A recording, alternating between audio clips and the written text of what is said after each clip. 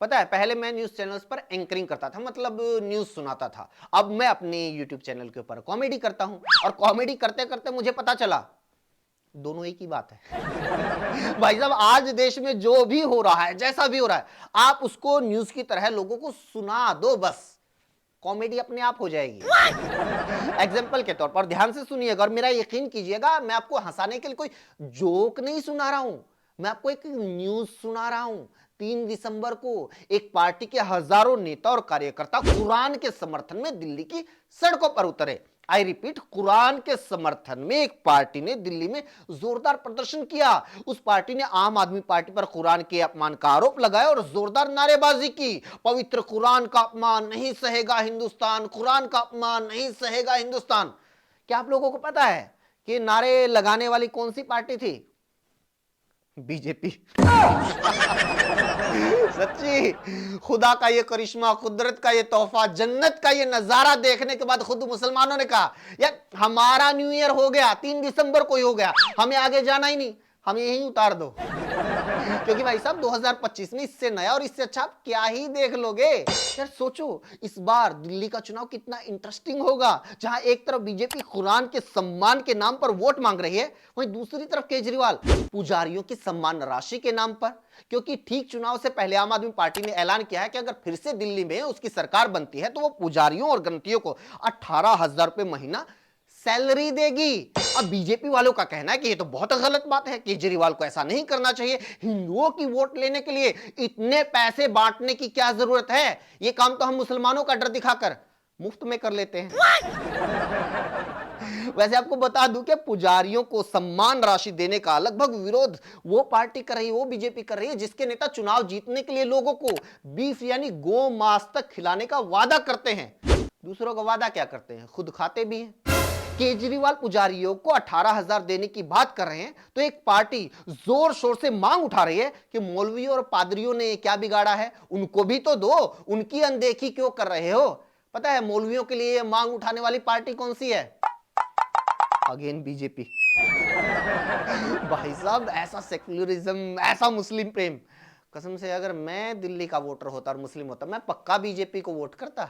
यार मैंने पहले भी वीडियो में आपको मोदी जी के मुस्लिम प्रेम के बारे में बताया है, आपको बताया है कि मोदी जी हिंदुओं के अलावा सभी का भला कर रहे हैं। वो क्रिसमस पर आपने देखा होगा, एक तरफ मध्य प्रदेश में नफरती धतूरे के झाड़ जोमेटो वाले की सेंटा क्लॉज वाली ड्रेस उतरवा रहे थे, वहीं दूसरी तरफ मोदी जी खुद क्रिश्चियन पार्टी में सेंटा बने घूम रहे थे। मोदी जी ने पहले अंधभक्तों की क्रिसमस खराब कर दी और अब दिलजीत दोसांझ को घर बुलाकर न्यू ईयर की वाट लगा दी। तैमूर के मम्मी पापा सैफ करीना को घर बुलाकर मोदी जी ने अंधभक्तों की छाती के ऊपर जो आग जलाई थी, उसी आग पर बनाकर दिलजीत को चाय पिलाई है मोदी ने। अब तो उस आग की लपटें ना इतनी ऊंची उठ रही है, इतनी ऊंची उठ रही है, आग इतनी धधक रही है, मुझे तो डर है कहीं उसको देखकर कंगना दीदी कुछ उल्टा सीधा ना सोच ले। अब हमारा ये वाला वीडियो देखिए तो आपको पता चलेगा कि विचारधारा की जो असली लड़ाई है वो हमारे और अंधभक्तों के बीच में नहीं है। असली लड़ाई तो भाई साहब मोदी जी और उनके अंधभक्तों के बीच है। इन लोगों में आपसी इतना मतभेद है, इतने मुद्दों के ऊपर मतभेद है, ऐसा लगता है कि तीसरा वर्ल्ड वॉर मोदी जी और उनके भक्तों के बीच में ही होगा।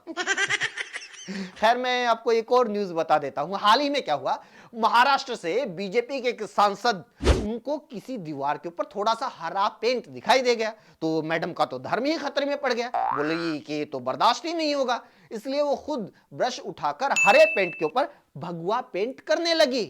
नहीं, मैंने कहा मैडम जी इतनी मेहनत कर ही रही हैं तो लगे हाथों हरे पत्ते, हरे पौधे, हरे पेड़, हरी घास, हरी फसलें, हरे फल, हरे बाग बगीचे, फल फूल, हरे राम हरे कृष्णा को भी भगवाई कर दो। और सुनो, न्यूज ये है कि बीजेपी वाले उस हरे रंग को देखकर इतना चिढ़ते हैं जो हरा रंग खुद बीजेपी के झंडे में है। वाह, मतलब पापा फायर ब्रिगेड में ड्राइवर और बेटे का नाम माचिस। महाराष्ट्र से ही बीजेपी के मंत्री नीतीश राणे ने कहा है कि केरल तो मिनी पाकिस्तान है, इसलिए वहां से राहुल प्रियंका जीतते हैं। इस हिसाब से तो उत्तर प्रदेश से भी राहुल गांधी जीते हैं, मोदी जी के मुकाबले कहीं कहीं ज्यादा वोटों से जीते हैं। फिर तो ये लोग कल को यूपी को भी आधा पाकिस्तान घोषित कर देंगे। और जिस हिसाब से ये लोग अयोध्या में हारे हैं, ये लोग तो यूपी को पूरा पाकिस्तान भी बोल सकते हैं। और न्यूज ये है कि जो लोग अपने ही देश के राज्यों को एक एक करके पाकिस्तान खालिस्तान घोषित कर रहे हैं, ये वही लोग हैं जो पिछले 10 साल से अखंड भारत बनाने की बात कर रहे हैं। सोचने वाली बात है। इसी के साथ इस वीडियो में इतना ही। आप लोगों को वीडियो कैसी लगी कमेंट करके जरूर बताइए। अच्छी लगी तो लाइक कीजिए और लोगों तक पहुंचाइए। हमसे जुड़ने के लिए हमारे चैनल को जरूर सब्सक्राइब कीजिए। Thank you so much.